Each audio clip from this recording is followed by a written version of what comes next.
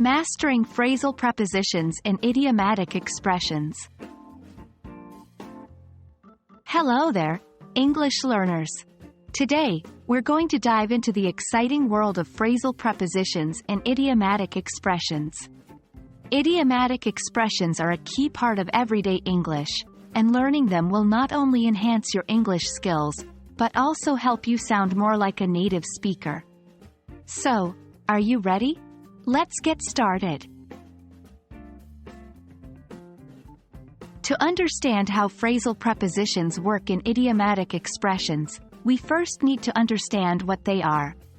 Phrasal prepositions are prepositions made up of two or more words.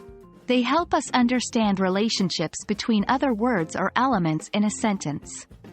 Common examples are on account of, in addition to, in front of, and so on. Idiomatic expressions are fixed phrases or terms whose meanings are not immediately obvious from the words themselves. In English, we use idiomatic expressions a lot, which can be confusing for learners. But don't worry, we're going to simplify it for you. Here's an example. Kick the bucket.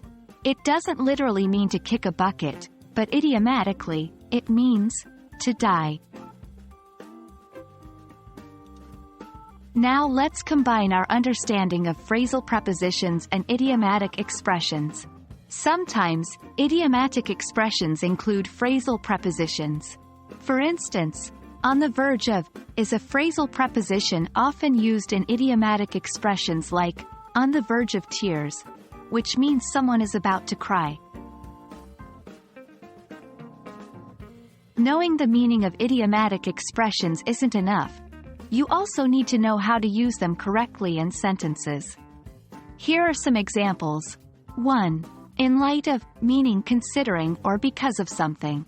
In light of the recent events, the meeting has been postponed. 2. On account of, meaning because of.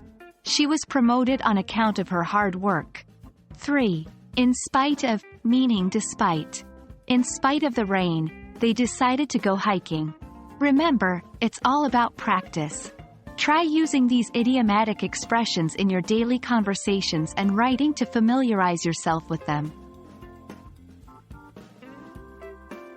We hope this video has made phrasal prepositions and idiomatic expressions clearer for you. Remember, learning English is a journey, and it's okay if you don't understand everything immediately. Keep practicing, and you'll find that these phrases will soon come naturally to you. See you next time, and keep up the good work with your English learning journey.